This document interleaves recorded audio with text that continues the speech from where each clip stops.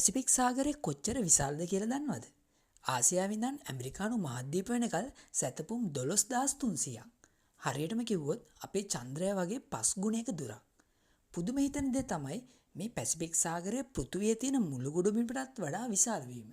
ඒ කියන්නේ පෘථුවියේ තියෙන හැම මහද්වීපයක්ම මේ මූදර දැම්මත් තවත් ඉඩ ඉතුරු වෙනවා.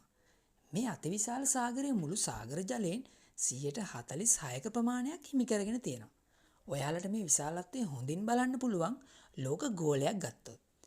මුළු පෘථුවියෙන් 3/1ක් මේ සාගරයට අයිති බව ඔයාලට එතකොට පෙනේ. පැසිෆික් සාගරයේ ගැඹුරුම තැන් 3ක් තියෙනවා.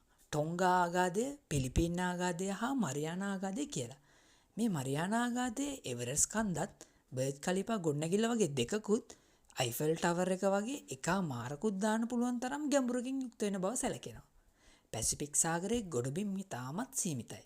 මේ මුහුදු මැද තියෙන පොයින්ට් නිමෝ කියන දූපතේ ඉන්න මිනිස්සුන්ට පෘථුවියේ ඉන්න මිනිස්සුන්ටත් වඩා ජාත්‍යන්තර අභ්‍යවකාශ මධ්‍යස්ථානයේ ඉන්න මිනිස්සුන් ළඟ බව තමයි සැලකෙන්නේ.